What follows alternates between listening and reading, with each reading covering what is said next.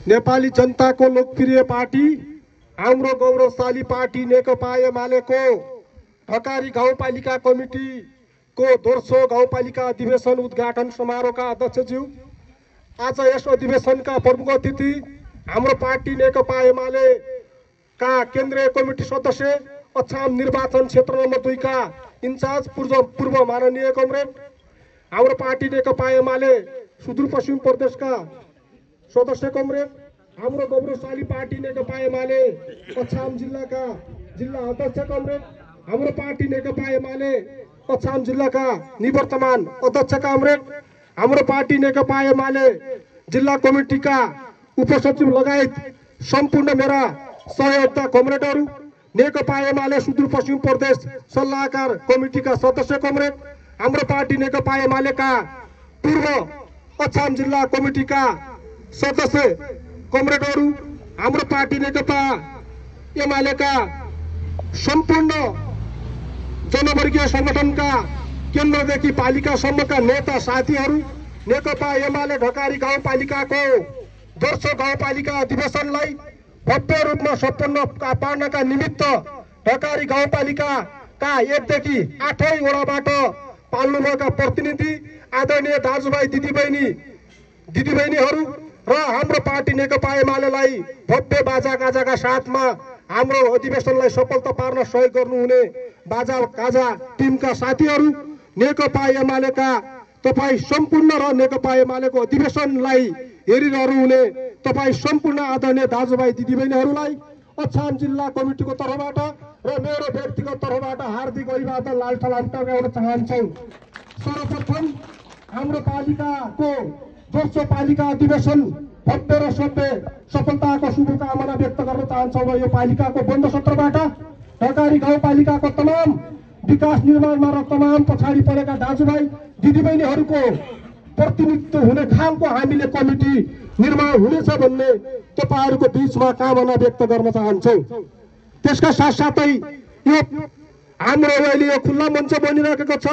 गुरुकुल माविका भूतपूर्व विद्यार्थी संगठनहरूले र यो पालिकाका समाजसेवी जीवहरूले जसरी आफूले चन्दादाता र हरेक दाता गरेर यो खुल्ला मञ्च निर्माण गर्नुभयो, उहाँहरूको यो कार्यलाई नेपाल कम्युनिस्ट पार्टी नेकपा एमाले हृदयदेखि नै मनदेखि नै हार्दिक धन्यवाद व्यक्त गर्न चाहन्छौँ। उहाँहरूलाई हार्दिक धन्यवाद छ।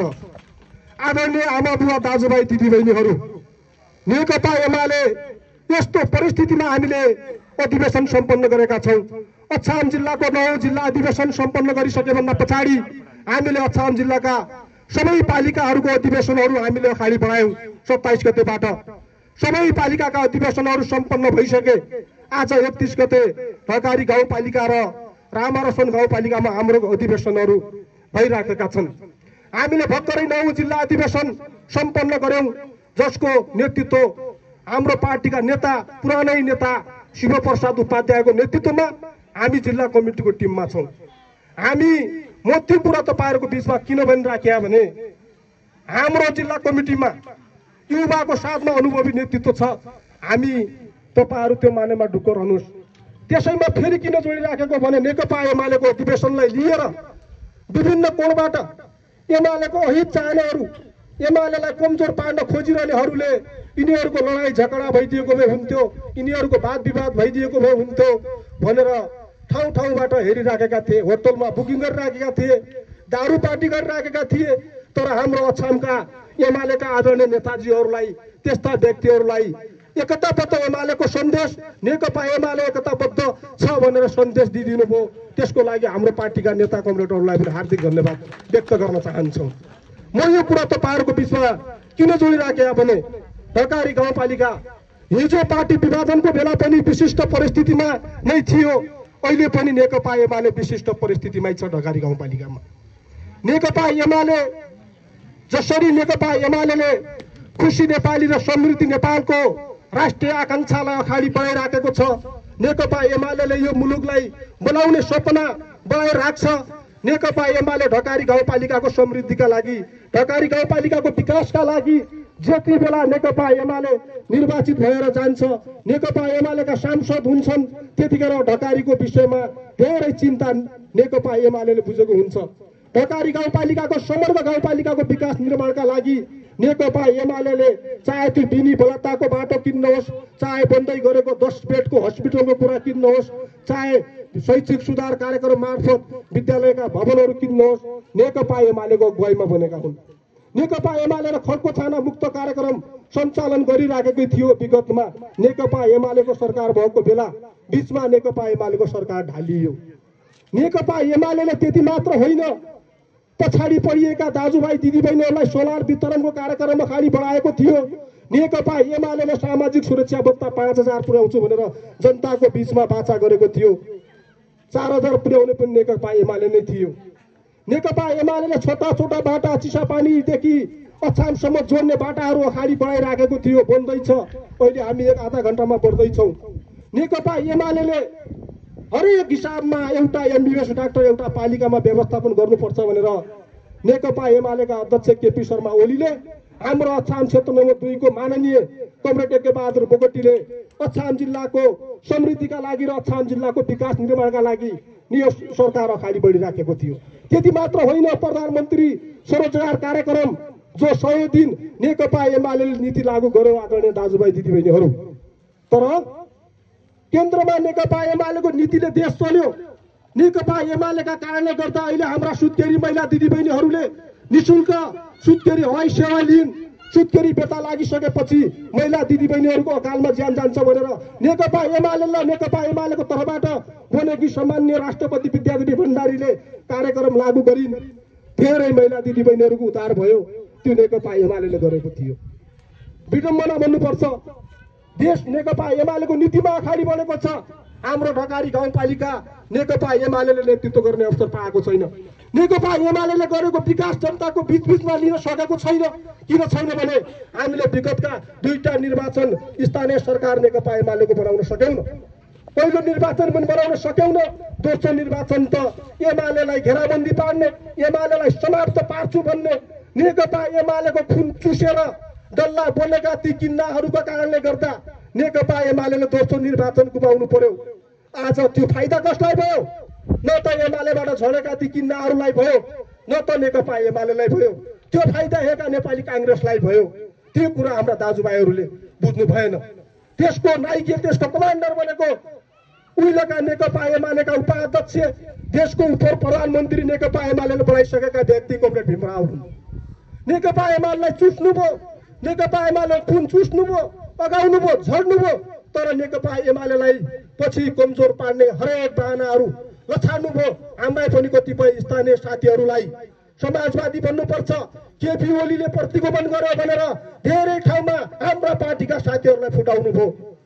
अहिले त्यसको अफसोस अहिले कमरेड भीमराव एउटा झापाको दुर्गा प्रसाईभन्दा तल भएर अहिले आराम गरिरहनु भएको छ।